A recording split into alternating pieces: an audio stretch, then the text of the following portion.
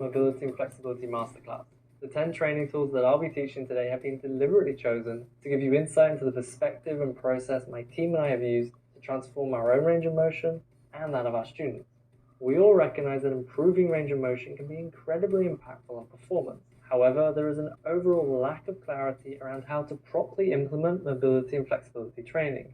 Deep down, most of us know that there should be more to it than simply holding some stretches or following a generic mobility flow.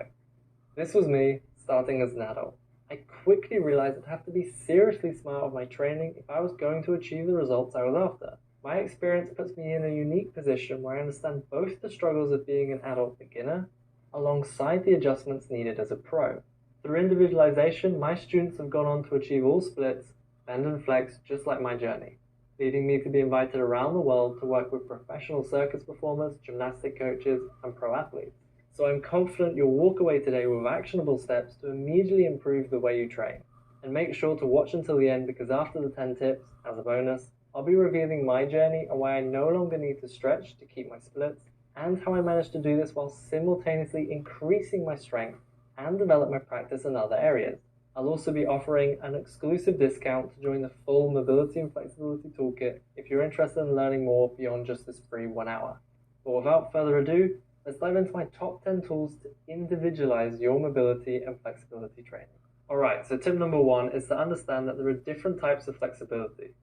In order to achieve great results, you're going to have to learn which type of flexibility you need to develop. The overall goal of mobility and flexibility training is to have the range of motion you need for your daily and sporting practice with the strength to use it. If you're a climber, there isn't much point in being able to side split if you don't have the strength to support your body weight on the wall or actively lift your foot up onto a climbing hold. For hand balancers, you need the strength to be able to pull your legs apart and actively hold the straddle for a lower center of mass in a one-arm handstand. Martial arts need to generate force behind their kicks. Aerialists need to be able to actively lift and hold their leg in order to achieve aesthetic lines. Compression in press handstands comes from being able to generate strength between your shoulder and hip flexors. I can go on, but the point here is that the majority of cases require both the flexibility and the strength in those positions to use it. This is known as passive and active flexibility, and there is a continuum between these, with pure passive flexibility at one end and pure active flexibility at the other. Now, some people differentiate between active and passive with the words mobility and flexibility. This is actually an overly simplistic view, and I'll explain why later in this video. But for now, understand that I personally choose to preface with passive or active when it's necessary to be specific.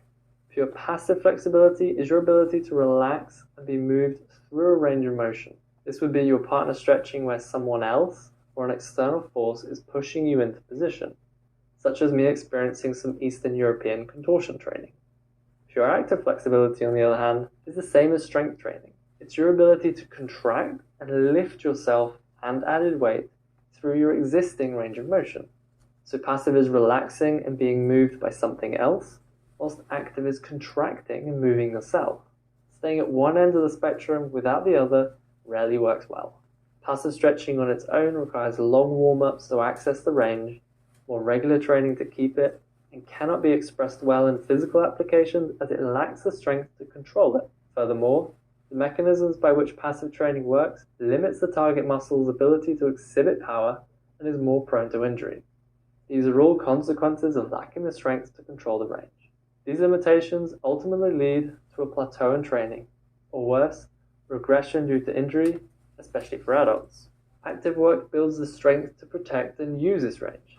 This means comparatively little to no warm-up is needed to access end ranges of motion. It stays longer without constant training, and this range can be controlled and used in your sport as there's the strength to display it. Injury rates go down and power output goes up. But only training pure active work will do little, certainly very slowly, to increase your total range of motion. I like to break this passive to active spectrum down into 5 zones. These 3 additional zones sit in the middle of the spectrum between passive and active. These zones take on qualities of both ends, being neither purely passive nor purely active, but a blend of the two. These exercises can be and often are dynamic, focusing their attention on getting deeper into the end range position while simultaneously strengthening it. The goal here isn't to load them as heavy as possible, but rather to use just enough load that pushes us deeper into the stretch, but not so much that we tense up and can't get as far. To explain these zones, let's use a real-life example with a pancake. In a pancake, we straddle, so open our legs, whilst folding forwards at the hips. Folding our hips forwards requires us to contract our hip flexors. For many of you trying this position, it can seem impossible to fold forward. Trust me, I know how that feels. I was once there. So how can we change the setup in order to make this work for us? Because we don't have enough leverage when seated for gravity to help, we can flip ourselves 90 degrees and work standing.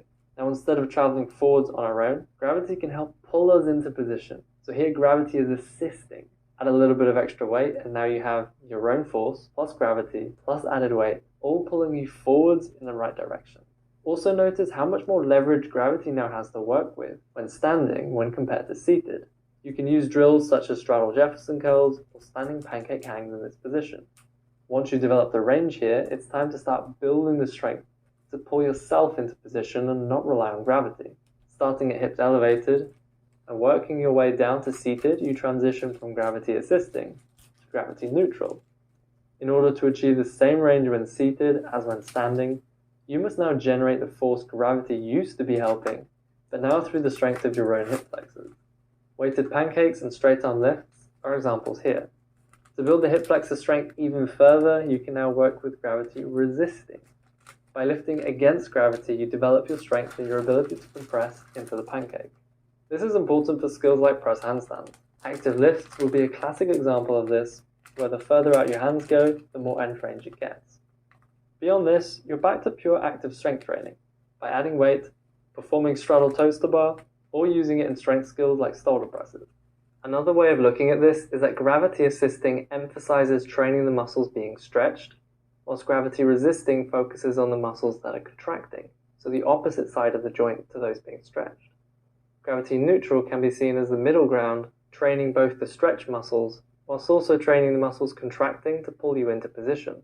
To summarize, you can move from pure passive flexibility, where an external force pushes you deeper, to gravity assisting, to gravity neutral, to gravity resisting, to pure active flexibility or strength training. This isn't just for pancake. In the full mobility and flexibility toolkit, we look at how this can be applied across the board, from pike training to splits.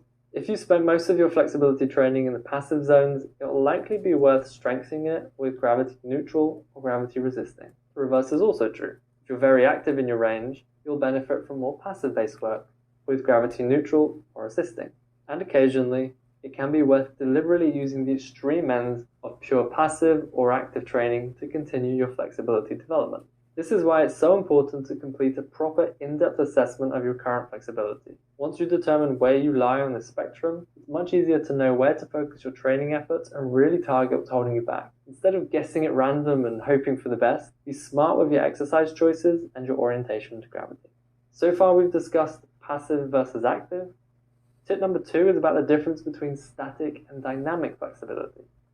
Earlier I said that using the words mobility as active and flexibility as passive was an incomplete picture. Well, that's because there's also static and dynamic flexibility. Most commonly, you'll see this broken down into 4 categories: static passive, static active, dynamic passive, and dynamic active. Sometimes you'll also get some kind of contract relax category too, but more on that in the next tip.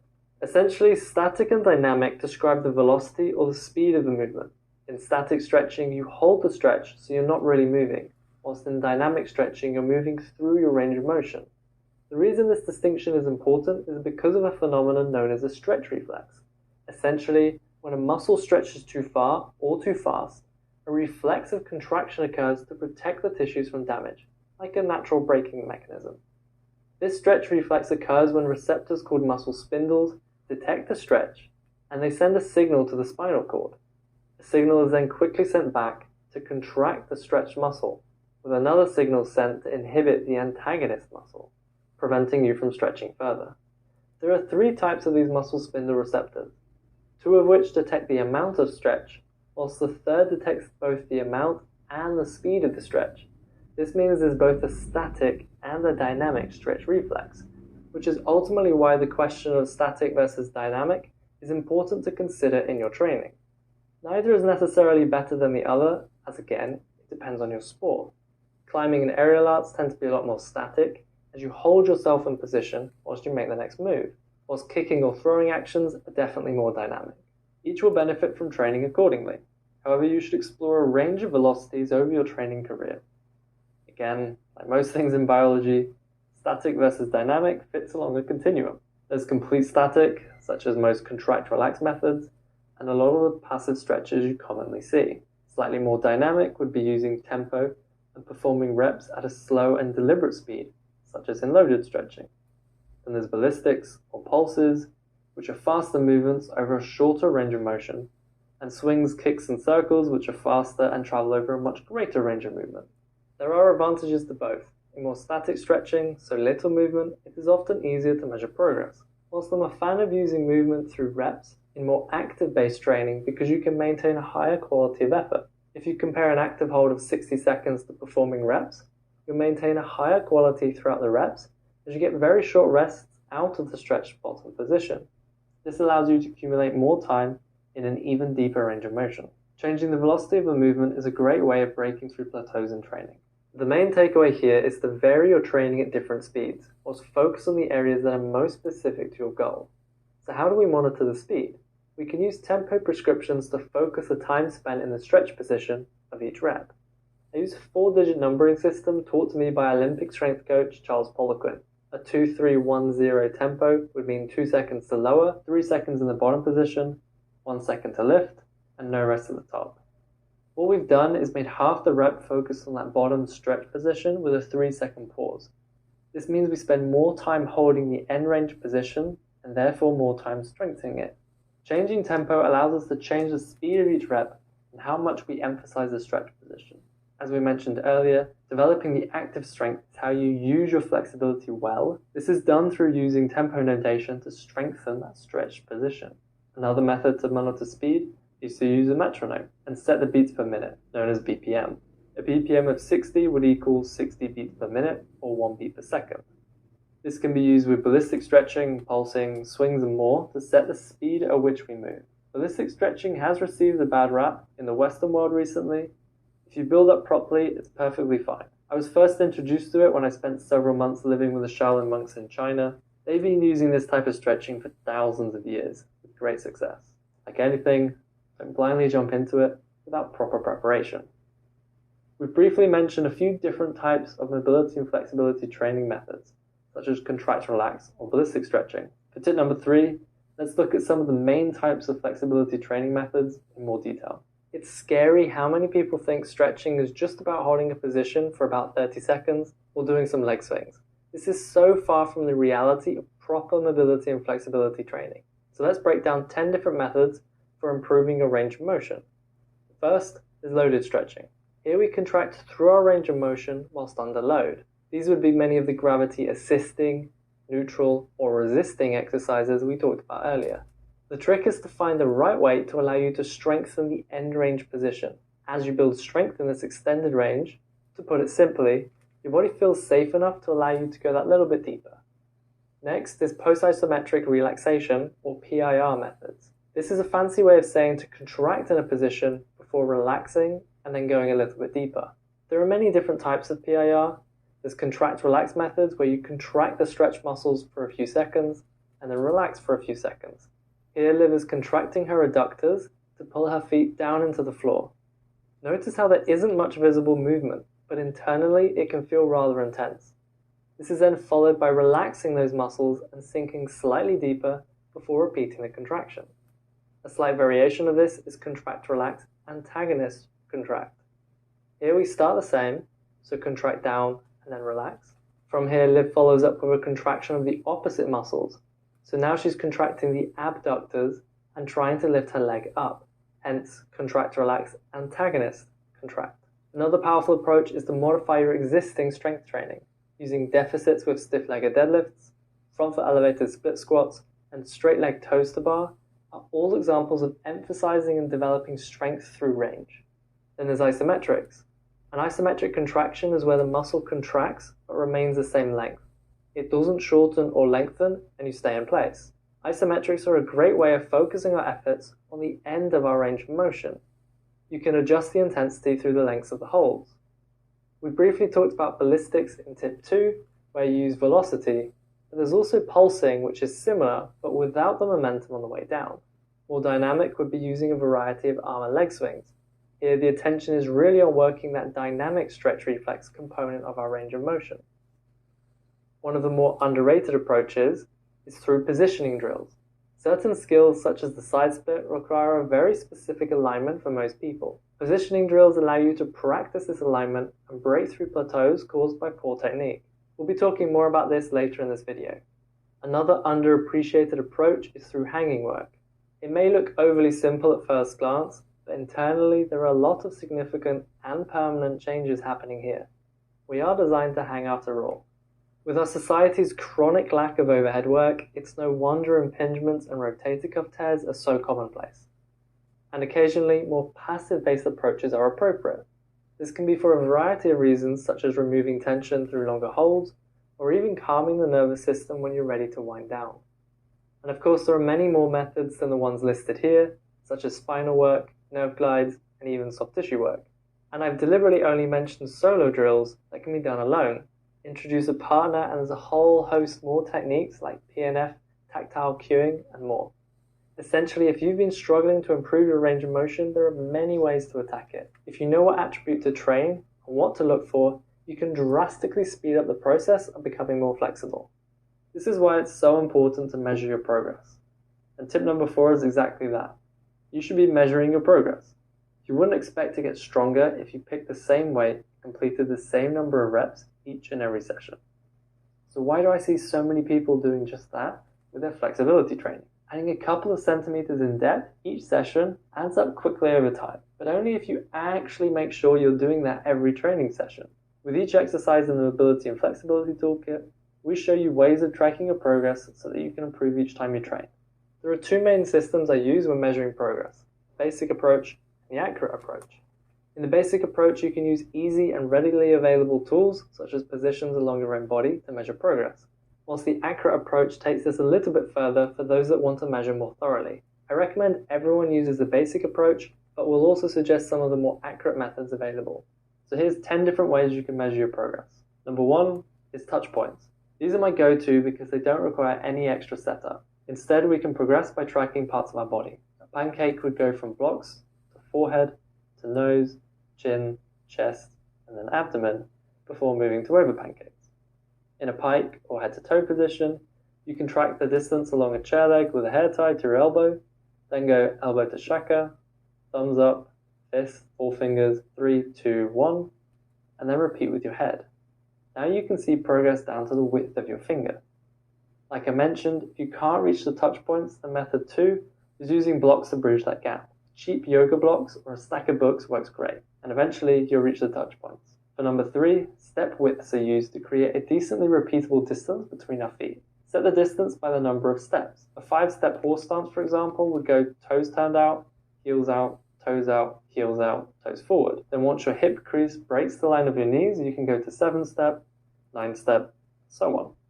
If you train in the same place, for number 4, you can use the markings on the floor. Tiles, floorboards, all work as a set distance to work from. And if you're super keen and want to be even more accurate, number 5 is to use a tape measure. This one goes without saying. It's a fair bit more effort to set up, but highly effective for those that are training at home. Sometimes instead of width, you need to track height. Number 6 is using a stack of Olympic weight plates to make a great, stable platform to perform deficit progressions with. You can also use boxes, benches, or chairs, depending on where you're training. For 7, if you can't reach your elbow for head-to-toe progressions, a little trick is to use an elastic band or a hair tie around a stick or chair leg. You now have a marker to beat each set that's also really easy to move up and down. Method 8 applies mostly to active drills where you're lifting against gravity. A stack of blocks isn't always practical, so lifting to a ring strap can keep up the precision. And 9 is to take photos and recordings of your training. A simple side-by-side photo can really show up progress you didn't even measure, such as improvement in form or positioning. And last but not least, method 10 is to measure the angles. Certainly when you start and after you've been training for a while, it's worth taking a look at how the previous months of training have progressed. We'll go into more detail later on this in the training, but it's a really great method of getting objective results. So there you have it, 10 easy methods to measure your progress across a variety of setups and equipment. We primarily use touch points during training as they are effortless to implement and provide incredible accuracy. We have many examples and breakdowns of how these can be used, whether it's forward folds, bridging, and more. For many, they are a game changer for making real progress. With all these methods, you should keep a training journal so that you now have data. Your training data can be used to 1. Make sure you remember to beat each session, and 2. Tell you what is working and what is not. Don't try and remember it, keep a training log. A famous proverb is the palest of ink is stronger than the best of memories. For example, can you remember what you ate last Wednesday? A training journal is a highly underrated tool and should form the base of your tracking efforts. It can be as simple as a notebook or more complicated through spreadsheets and software. For 80% of people, a simple notebook will be of most value. I only really prefer spreadsheets when running statistics, trying to correlate data, or for looking back over longer time spans. This will allow you to track, spot patterns, and make insightful modifications to your training. I place a large emphasis on taking photos and videos in initial assessments for various reasons. One of those reasons is it gives you a detailed reference to your starting point.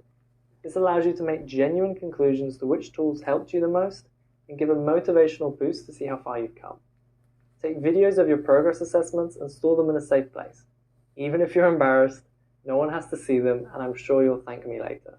This data will help you determine which training methods you respond best to. Everyone is different. We have different goals, different training schedules, recovery ability, and more. Tracking your progress allows you to optimize your training for yourself and make your training more efficient. You want to be flexible to be better at your physical practice, so less time stretching and more time actually using your range is the ultimate goal. Tip number 5 is one of the most common questions I get asked. How should stretching feel? There is individual variation, but as a general rule, passive work will elicit more of a stretch or tension type of sensation, whilst active work will feel more like strength training. In active training, you're pulling yourself into your end range, and there isn't normally any pain associated as you're contracting yourself. Therefore, you want to be trying hard and striving for progress. Much like you'll be grinding that last rep in a push-up, keep holding those last shaky seconds in your active flexibility training. It's during passive stretching where you relax the muscles and have your body weight or a partner push you deeper, where pain thresholds become more of a concern. In terms of whether it should feel painful, no, it should not. Even with more passive flexibility training, I personally do not stretch to a level of pain with myself nor my students. It's normal to feel an intense stretch sensation, but it should not hurt.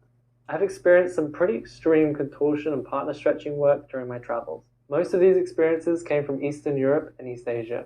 Funnily enough, I often left less flexible than when I entered. Working through pain has produced results when starting at a young age. However, I question the longevity and application of such an approach, especially for adults. When you read the scientific literature, there are a number of studies that show no significant improvement when pushing near to the point of pain versus stretching with less intensity. One particular study by Baum et al. Compared stretching intensities of 50, 75, and 100% level of discomfort. They all improved by approximately 12%.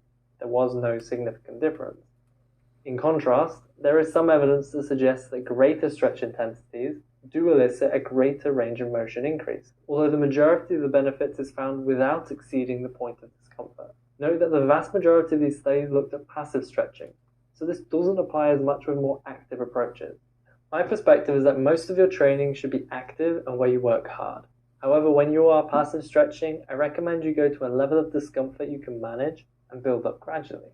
There's no rush, nothing to prove, and the science even questions whether or not it helps that much. Build up your tolerance at your own pace. Tip number 6 is to understand your anatomy and its influence on technique. Even a basic knowledge of anatomy can help you make more intelligent decisions when training. For example, when to bend or straighten the leg to target different muscles. If you use the wrong alignment in certain positions, your bones can jam and progress will stall completely. It's therefore fundamental to understand the correct positioning for certain skills. Let's take a look at the most misunderstood position, side split alignment. In a side split, a common mistake is to lift the leg out directly to the side through hip abduction. Notice that the hips are neutral whilst the feet are facing forward. As you slide into the side split like this, most people will find that the hips will jam and progress will stop. This is because the neck of the femur bone hits up against the rim of the hip socket or acetabulum. Bone on bone just doesn't flex very far, so instead we must change our alignment to create enough room to be able to go into our deepest side split. So how do we modify our side split and start making progress again? We need to change the rotation of the hip joint between our femur bone and our hip socket to allow for enough room to side split. Notice the markers on my hands. We need these points to align to create the optimal position to side split, and there's two ways of achieving this. Imagine this arm is my thigh bone, and this is the ball of our ball and socket hip joint, and this hand makes up the rest of my hip. We now know that lifting the leg directly to the side just isn't going to work for the vast majority of people, as the leg butts up against the rim of the hip joint. So how do we fix this? We need to change the orientation of the hip joint to create enough room to side split. First, I can rotate my hip forward to create the position I want and align the tape. Second, I can externally rotate my leg to create the equivalent position and also align the tape. Notice how the markers align in the same way in both cases, because we have created the same position at the hip through two different methods. When the markers are aligned, we are in the optimal position with enough room to be able to achieve our maximum side split. So how do we cue this in an actual side split? The first way of creating this alignment is by anteriorly tilting the front of the hip down to the floor whilst arching our back. In this scenario, the leg is largely fixed and the pelvis does the rotating to create the angle we want and the space in the hip joint to side split.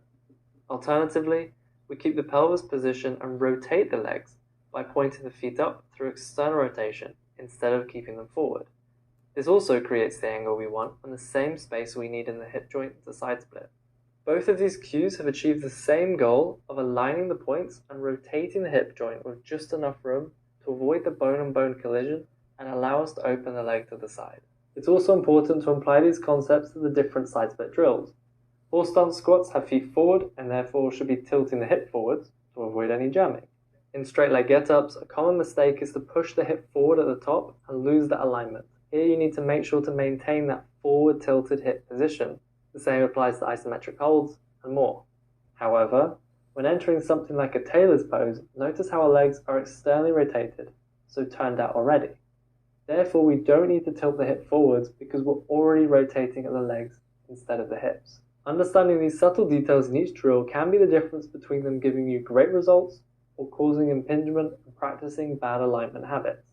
We can take this understanding of our anatomy one step further and really start to individualize our training.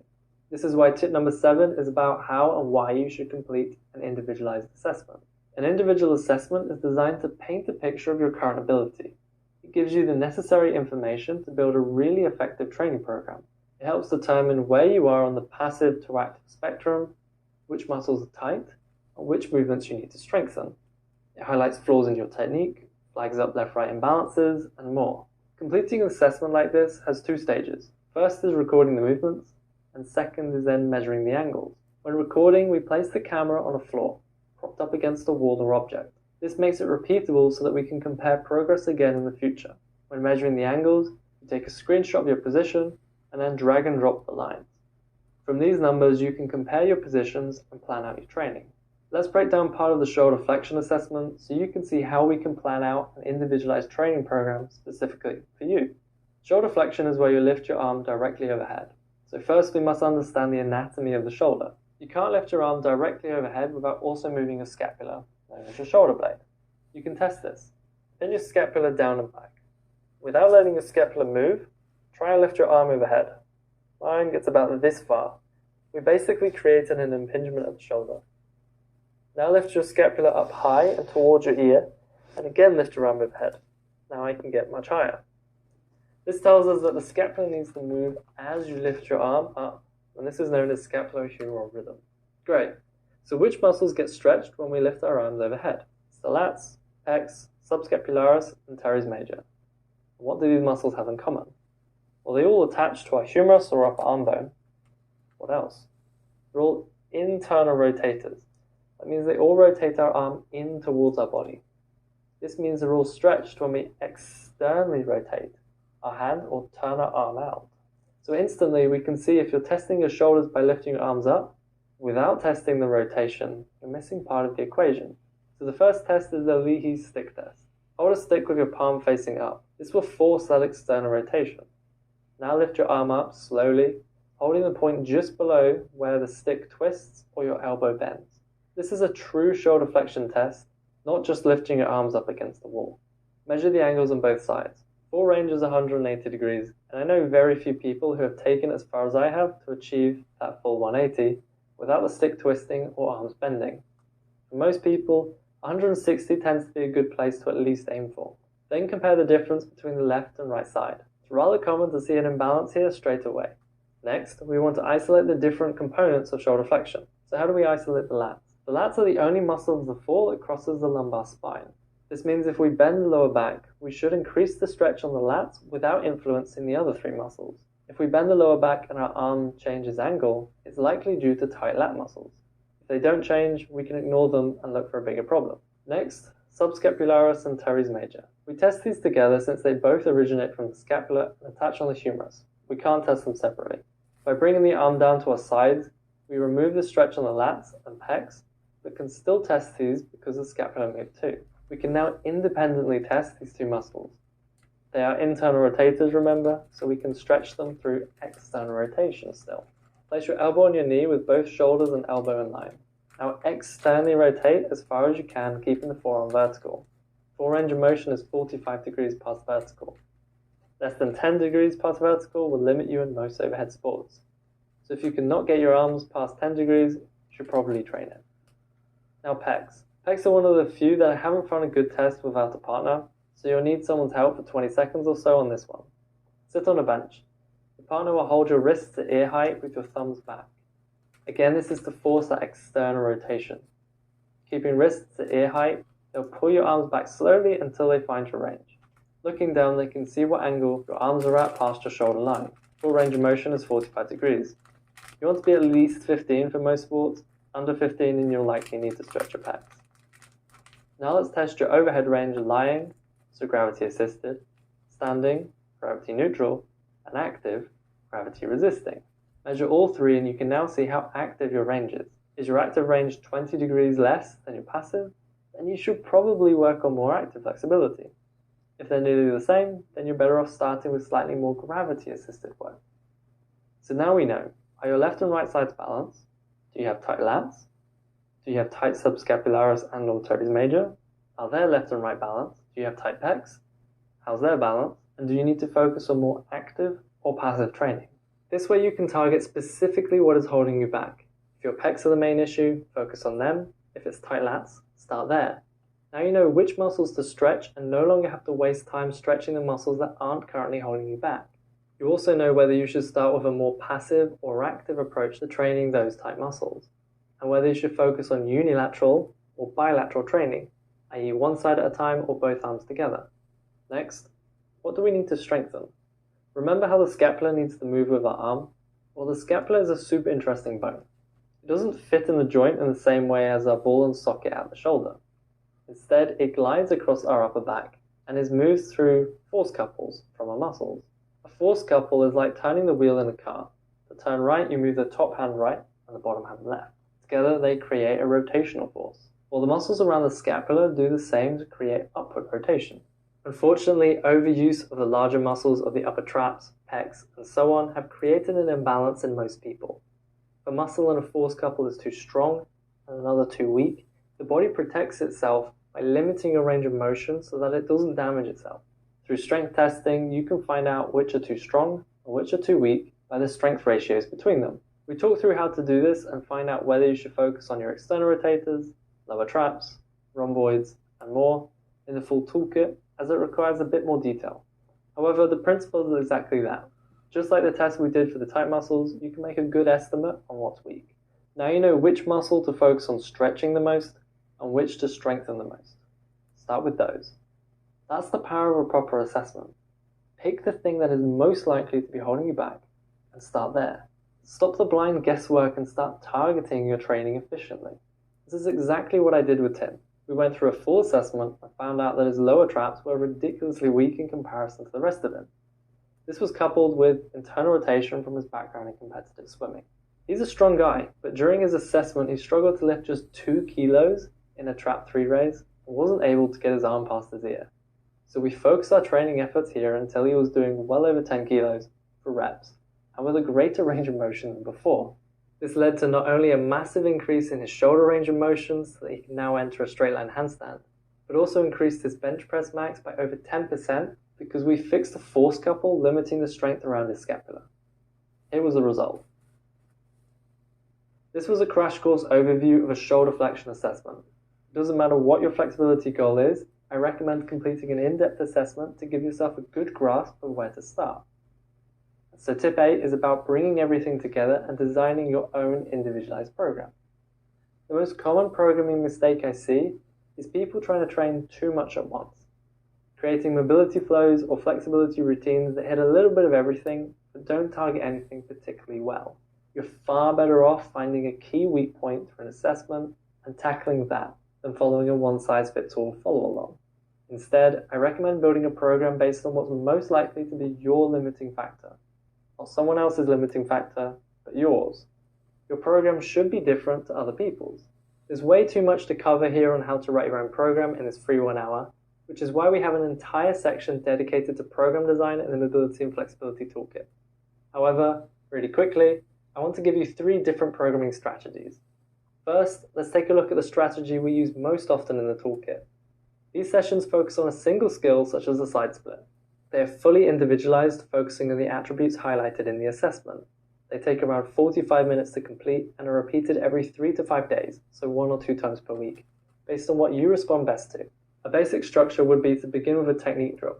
This isn't about increasing your range of motion, but teaching the body how to use the correct alignment or how to stimulate the muscles needed to contract.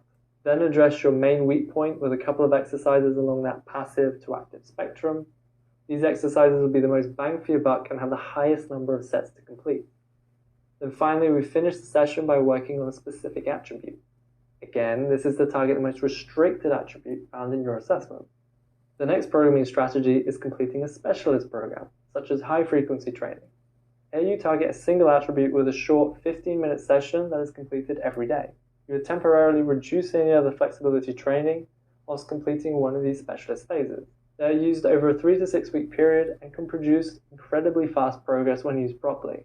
For example, I've taken over 40 people through a specialist ballistic training for pike. Each of these results happened in less than 1 month, and Liv and I achieved our head-to-toe by strategically using 2 specialist training phases. A third strategy is to combine your flexibility work into your existing strength training. This can be done through modifications in exercises, such as using a wider or snatch grip and deficits when deadlifting, or supersetting, where you alternate a strength training drill with a flexibility drill, such as alternating one-arm chin-ups with active standing tilt work. Having different options when it comes to program design will help you combine your flexibility training with your other practices. Whether you do yoga, dance, strength train, or run, with the different options, you'll be able to structure your training to suit you. And tip number 9 is training frequency. This is something I get asked all the time. People worry that they should be stretching every day. For most types of flexibility training, the answer is no. You should not be training every day. First, you want to find the minimal effective dose to make progress.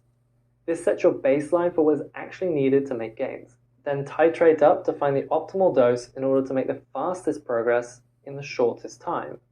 Working above your optimum will only add unnecessary fatigue and increase the risk of injury. From my own experience, that of my students, and the scientific literature, training more often does not always correlate with better or faster progress. You need to find that sweet spot for yourself. This is another reason why measuring progress is so important. Your training data can help you best answer how often you should train. If you aren't sure you're improving each session when training twice per week, how do you know if you'll make better progress training 3 or even 1 times per week? We have students in the toolkit making incredible progress on just once a week, and they've tested it. For them, training 45 minutes every Sunday leads to better progress than when they train twice per week on their pancake. In contrast, other students are doing better on shorter sessions 4 times per week. I personally made the best progress on my split when I was training it once every 5 days. Start training a skill 1 or 2 times per week and measure your progress.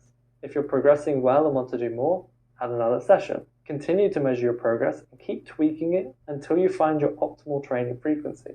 This is exactly what we teach all our students in the Mobility and Flexibility Toolkit. We break this rule during specialist phases where you deliberately train more often, but most of the time should be spent in your sweet spot. And once you've developed your range, it gets even better. I have only done 1 phase of training for my side split in the past 2 years. and I can still drop into a side split cold first thing in the morning without a warm-up. You see, if you build the strength to go with your range, it's super easy to keep it. I use it in my climbing, dance, my handstands, and so on, but I rarely stretch in the splits anymore. I simply don't need to because I built the strength to go with it. So tip number 10 is to do it right, do it once. If you develop your range properly, you should not have to train it as much to maintain it. That's the goal, right? Spend more time actually using your flexibility rather than training it.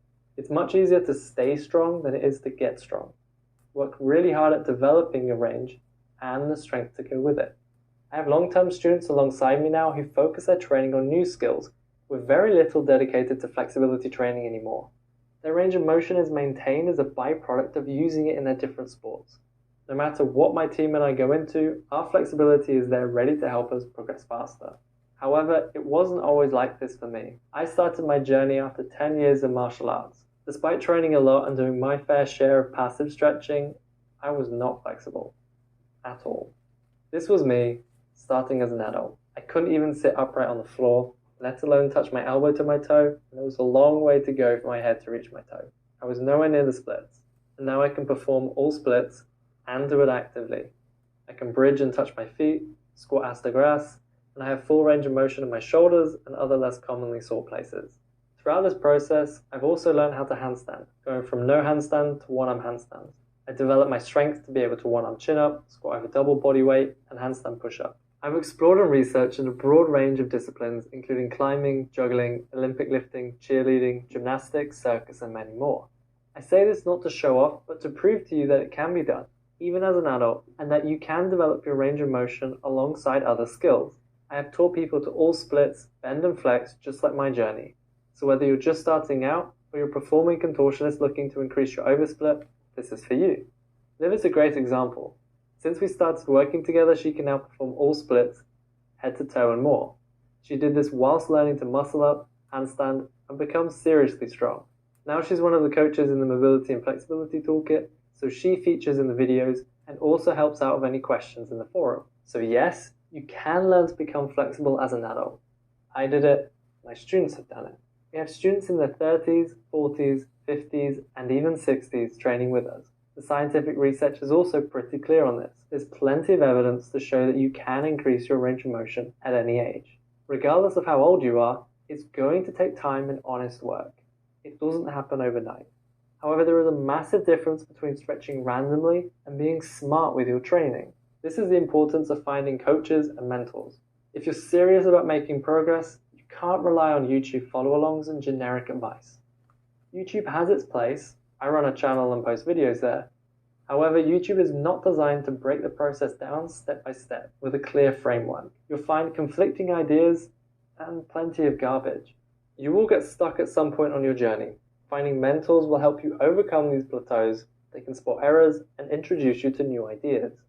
This is exactly what I did. I upgraded the sources I chose to learn from. It took me years of research and investing pretty much everything I had to develop the understanding I have today. I traveled and studied with experts around the globe, including Olympic strength coaches, university researchers, contemporary circus artists, and more. My drive along this journey has always been to understand how and why it worked. I was never satisfied with just another program, as I wanted to know why they chose those exercises, why they were put in that order, and even why they decided to use 10 reps and not say 5. It was this obsession to understand why that has ultimately led me to where I am now, and my research continues to this day. And this is why I built the Mobility and Flexibility Toolkit. The toolkit is exactly what I wish I had when I first started. The reasoning and information distilled into a logical process from complete beginner to advanced. You see, the Mobility and Flexibility Toolkit is much more than a program. A toolkit explains the methodology that underpins everything we teach. This is what sets us apart from other online programs. We don't just tell you what to do, we also teach you to understand it. Everything is laid out.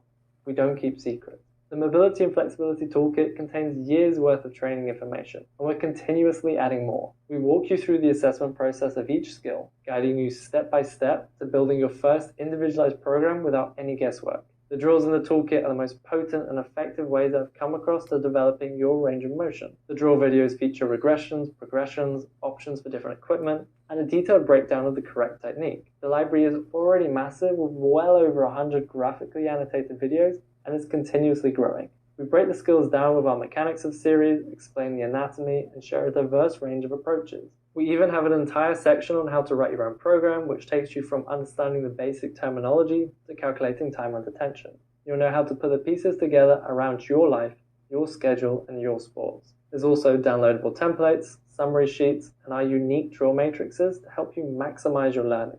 We help you set the right mindset through a section on goal setting with videos and worksheets to give you the best chance of success. There won't be any excuse to not dive into developing your range of motion. Furthermore, the full Mobility and Flexibility Toolkit includes exclusive access to network and share ideas with a global community of people who are serious about their mobility and flexibility training. We're a diverse community that welcomes all. Our members range from aerialists, dancers and martial artists, to Team GB climbers, NHL goalies, and we even have a member improving their flexibility for their skydiving routine.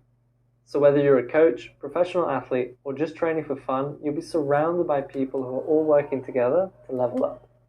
Our private forum puts you in direct contact with me as I personally respond to the group alongside our expert coaches. We also love to hear feedback to guide us on the next content you want to see. Members are also invited to join our world map for opportunities to train together in person. Since my team and I are constantly on the road, we've been using the world map to meet up with many of our students along the way. We also include 40% off our other toolkit, the Handstand Toolkit, which breaks down the steps to go from scared of falling, to shape changing, presses, and all the way to one-arm handstands. Right now in the Mobility and Flexibility Toolkit, we cover side splits, pancake, pike and head to toe, and shoulders. Next we'll be adding bridge, front split, and an entire module on combining flexibility with strength training. Each of these modules contains its own assessments, programs, and case studies. This totals well over 100 plus graphically annotated tutorials, along with all downloadable templates, equipment discounts, the worldwide community, and more. We also include the module on how to write your own programs, access to the forum, and 40% off the Handstand Toolkit. That's what's included in the full Mobility and Flexibility Toolkit. It's just one upfront payment, and you get access to all current and future content to watch and rewatch as many times as you like from your phone or your computer. As for the price, each module can be bought individually.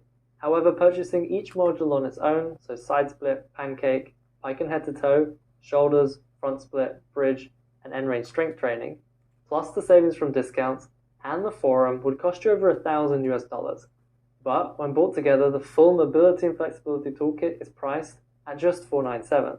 And as an exclusive discount for coming to this training, if you click the offer on the screen or use the coupon code at checkout, you can get an additional 20% off and become a member of the full Mobility and Flexibility Toolkit for just $397. This is a one-time payment and it includes all future updates. That means you'll get bridge and front split included as they released for no additional cost. So if you're ready to level up your range of motion, make sure to click the button below to take advantage of this offer. If you have any lingering questions on whether or not the Mobility and Flexibility Toolkit is right for you, feel free to email us at info@matthewsmith.com. If you have any doubts, shoot me an email. I'm super accessible. Let's chat about your situation to see what we can do to help. We love to help you develop your skills. But before you email us with your questions, I want to answer a few of our most commonly asked questions right now. First, what equipment do I need? The programs are designed to be easily completed at home or in a gym with minimal equipment. All you'll need is an adjustable dumbbell and a band. The rest can be done using what already exists around your house. We also include a full breakdown of the equipment we recommend inside the toolkit, from the best money can buy to the most cost-effective option. Furthermore, we have paired up with various companies to get you discounts on some of these items. You can get everything you need for around $60 to train at home.